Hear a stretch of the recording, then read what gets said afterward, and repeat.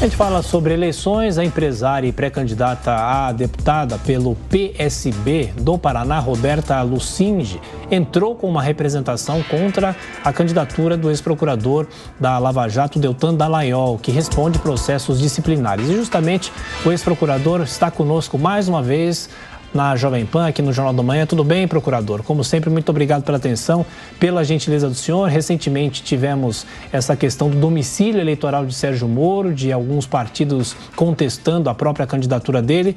Eu pergunto, como é que o senhor vai responder a essas tentativas de impugnação da candidatura? Bem-vindo mais uma vez. Tiago, Adriana, Imota, Alfredo, um prazer enorme estar com vocês mais uma vez.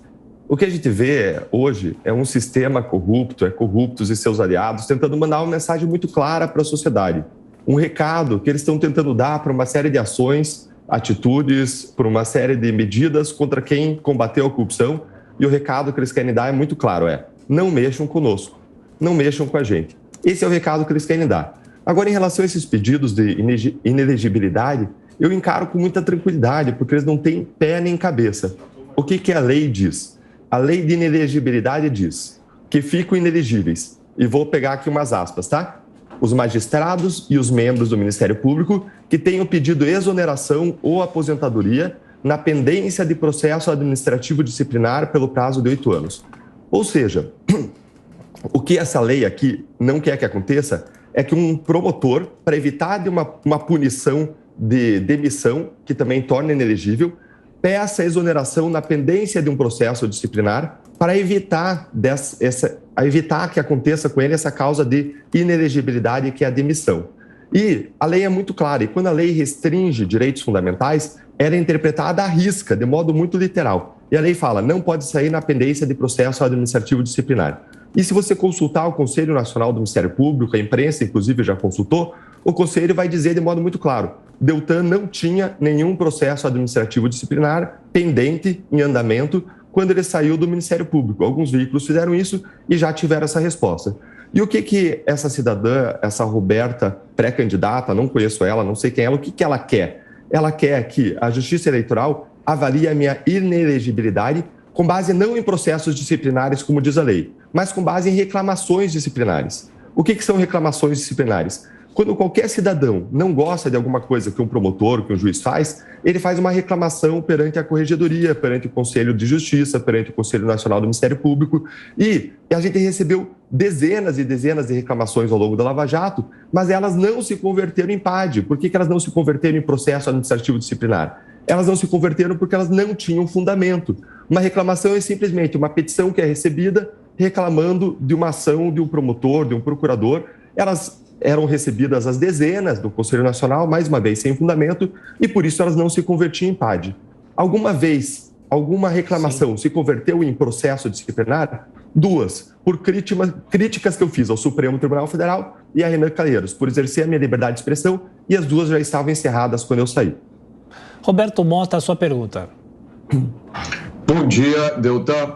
A minha pergunta é sobre a anulação dos processos do Lula.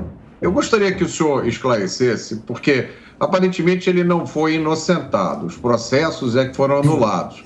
Foram processos que passaram na mão, parece que de mais de 20 juízes, em primeira instância, em órgãos colegiados, e de repente, com uma canetada, é tudo anulado, embora os crimes estejam muito bem documentados em processos que têm milhares de páginas, e a gente está vendo até réus devolvendo valores de quase R$1 bilhão em dinheiro roubado.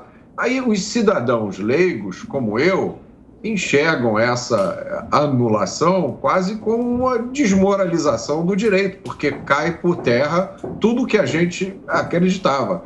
É isso mesmo? O senhor podia esclarecer para a gente? Posso sim, Roberto. E é super legal você trazer essa questão, porque eu recebo várias vezes no meu Instagram a pergunta: Lula foi inocentado ou não? Explica pra gente. E é fácil de explicar. O que está acontecendo nesse caso do Lula é a mesma coisa que aconteceu em todos os outros grandes casos de corrupção pré-Lava Jato, fora Lava Jato e Mensalão. Esses casos sempre são anulados com base em vírgulas, em alguma formalidade que se busca para derrubar e para não punir corruptos poderosos. O sistema é forte. Quem Veja que o Congresso Nacional, 1/3 das pessoas do Congresso Nacional, segundo um levantamento de órgão de imprensa, são investigados por crimes ou improbidade administrativa.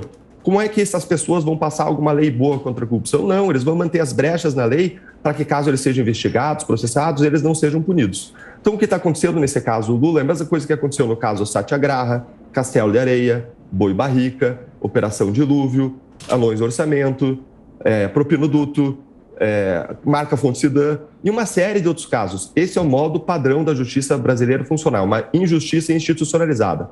O Lula ele foi investigado e processado e foi acusado por 15 a 20 procuradores da República, primeiro no caso do sítio, primeiro no caso do triplex. E ele foi condenado pelo ex-juiz federal Sérgio Moro. Depois, houve uma confirmação da condenação por corrupção e lavagem de dinheiro de dezenas de milhões de reais, não era só um triplex, eram dezenas de milhões de desvios da Petrobras. A condenação foi confirmada por 3 desembargadores independentes.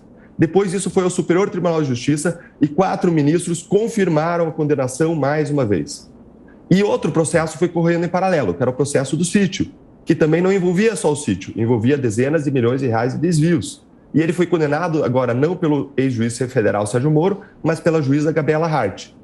Essa condenação foi revisada inteira, do zero, por 3 desembargadores. Um deles não era o mesmo dos 3 que fizeram a confirmação anterior, e os 3, de novo, de forma unânime, confirmaram a condenação. Ou seja, existem provas muito robustas de práticas de corrupção e de práticas de lavagem de dinheiro.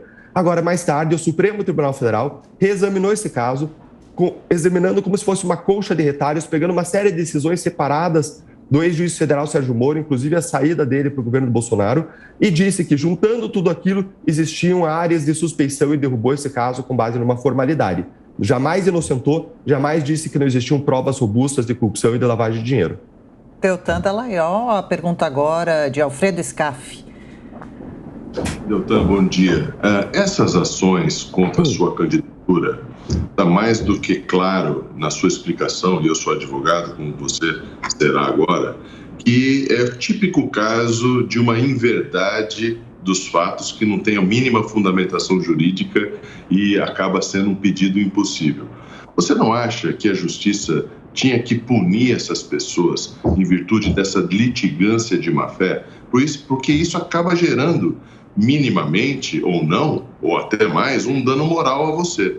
Então, você não acha que a justiça precisava aplicar melhor e com mais coragem, mais rapidez, a questão da litigância de má-fé para justamente evitar que essas brincadeiras jurídicas acabem prejudicando pessoas como eu, como Mota, como você, como qualquer um, Adriano, Tiago, daqui a pouco alguém coloca você como réu numa ação e você estava em Paris tomando café e o negócio aconteceu aqui na Praça da Sé. Então, é mais ou menos isso que a justiça precisa evitar, né, vamos dizer, essas aventuras jurídicas que acabam dando imprensa e prejudicando, no caso você, um dano moral que pode até ser irreversível.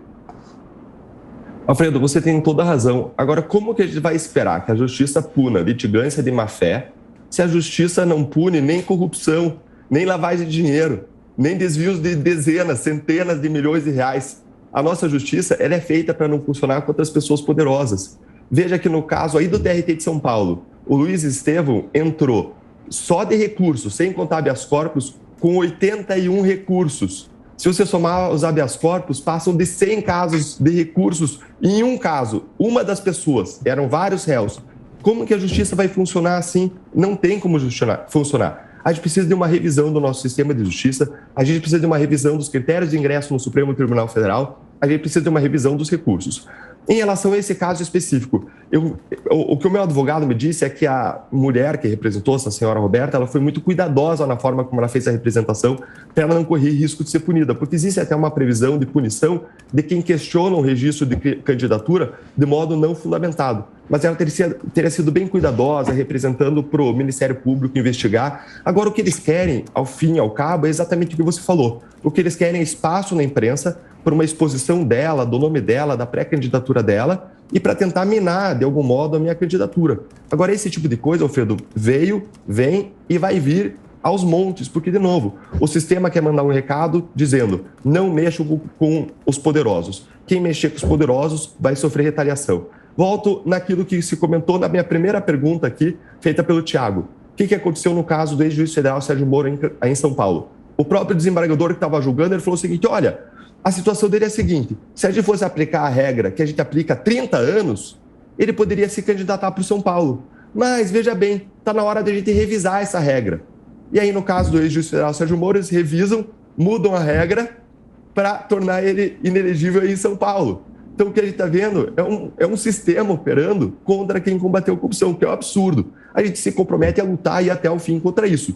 Eu não tenho garantia de vitória. Pode ser que eu ganhe, pode ser que eu perca. Mas eu só tenho uma coisa certa a fazer diante de um propósito maior na existência, que é lutar para reduzir o sofrimento humano causado pela corrupção, causado pela criminalidade organizada. Quer lutar, quer fazer o meu melhor, quer me unir aos milhões de brasileiros que querem mudar essa realidade de injustiça institucionalizada em que a gente vive no Brasil, em que o dinheiro do serviço público essencial, saúde, educação e segurança, vai parar no bolso dos corruptos e nas suas campanhas eleitorais.